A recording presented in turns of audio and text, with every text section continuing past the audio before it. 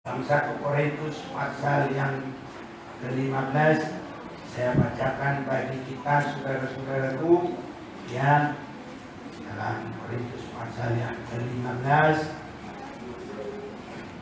ini dalam kebangkitan Yesus ayat 54, dan sesudah yang dapat binasa ini mengenakan yang tidak dapat binasa, dan yang dapat mati ini mengenakan yang tidak dapat mati. Maka genaplah firman Tuhan yang tertulis, maut telah ditelan dalam kemenangan. Hai maut, di manakah kemenanganmu? Hai maut, di manakah senatmu? Senat maut ialah dosa, dan kuasa dosa ialah hukum Taurat. Tapi syukur kepada Allah yang telah memberikan kepada kita kemenangan oleh Yesus Kristus Tuhan kita. Jadi oleh kebangkitan Tuhan kita terjadi kemenangan dari maut. Itu sebabnya kalau kita dalam kekristenan ini, kalau terjadi meninggal dunia, itu tidak perlu, itu harus ditakuti, ya. Karena dia adalah meninggal di dalam Tuhan.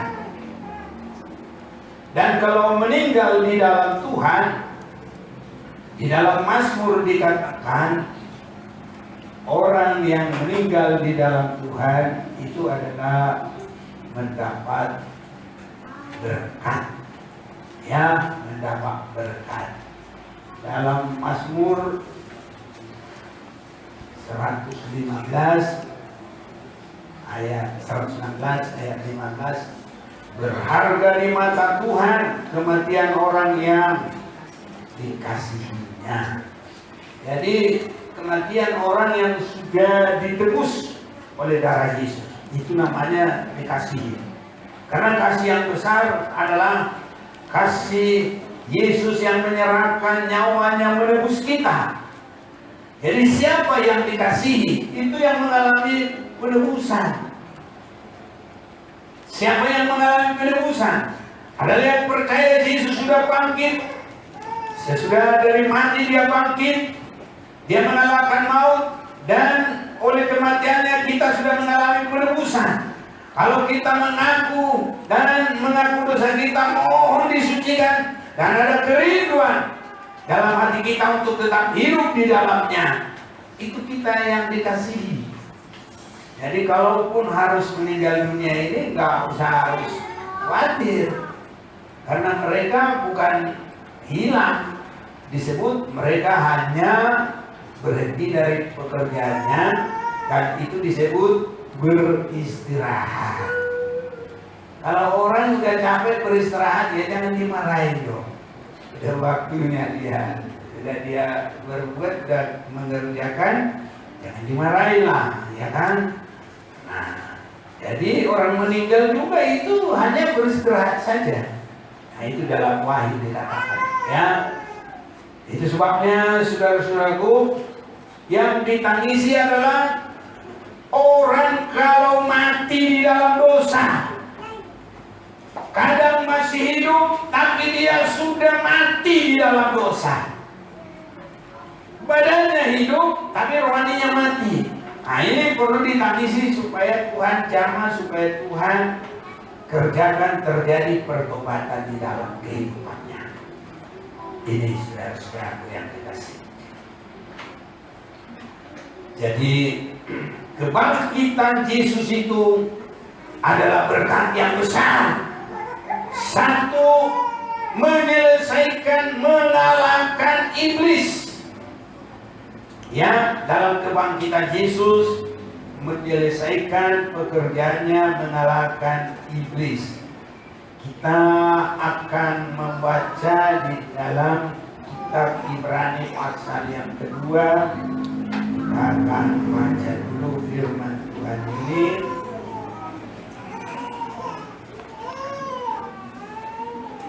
Ya.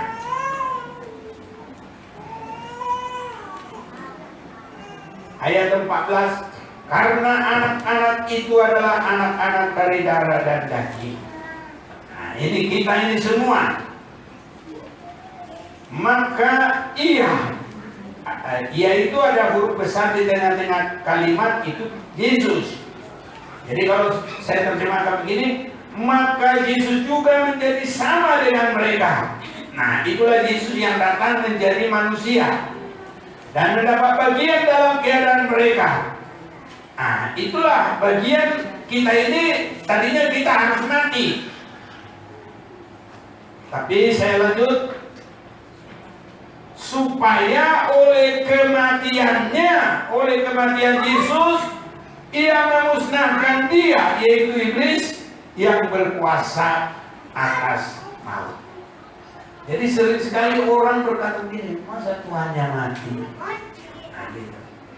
Jadi di sini kita sudah harus mengerti, memang kalau masuk ke dalam maut itu ya harus mati. Ya, kalau masuk ke dalam maut itu harus mati. Kalau tidak mati ya nggak bisa masuk ke dalam maut itu. Nonton dari jauh bisa, atau nonton dari dekat bisa. Tapi kalau masuk harus mati dulu. Nah, itu sebabnya untuk apa Yesus mati? Supaya dia bisa langsung masuk dalam maut dan membuktikan kuasa maut itu tidak ada. Saudara boleh mengerti? Haleluya. Nah, yang muda-muda bisa ngerti nggak? Kenapa Yesus harus mati? Itu jalannya masuk ke dalam maut. So, kalau dia di kursi singgah sana, dia tidak bisa masuk ke dalam maut. Jadi masuk ke dalam maut, ya mati. Cuma matinya orang berbeda-beda. Kalau nenek saya dulu mati sedang makan. Nah, saya masih kecil, tidak pernah lupa. Nenek saya ngambil makan begini. Saya cucu kesayangannya. Kalau dia makan pasti saya panggil. Jadi saya pas dia ambil makanan, lama-lama begini, nggak kuat lagi begini, udah mati. Ini mati meninggal. Jadi cara matinya orang berbeda-beda. Tapi matinya Yesus harus menggenapi semua. Sebagai domba Allah, dia harus menggenapi, makanya dia harus masuk dalam pengadilan. Pilatus, Herodes, imam besar, dan akhirnya dia jam 9 dipaku, disalib. Jam 12 terjadi gelap, sampai jam 3 baru dia menyerahkan nyawanya dan selesai. Masih tergantung sampai ya persiapan Sabat. Nah, orang Israel pergantian hari itu persis jam 6. Nah, jadi habis itu sudah persiapan Sabat, tidak boleh ada yang tergantung. Saat itulah Yesus diturunkan. Itu sebabnya dari jam 9 ke jam 6 Yesus disalib itu ada 9 jam.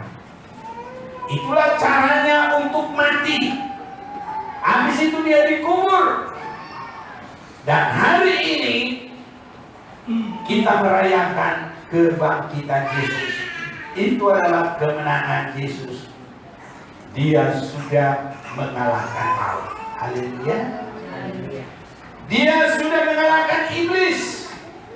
Dan dia sudah selesai mengadakan penebusan dosa. Kalau ini boleh menjadi berkat yang besar, maka kita juga akan mengalami kebangkitan rohani. Harus ini saudaraku. Kalau kita tidak ada mengalami kebangkitan rohani, ya kekristenan kita hanya ikut-ikutan. Nah, jadi kalau benar-benar kita diberkati harus terjadi kebangkitan rohani.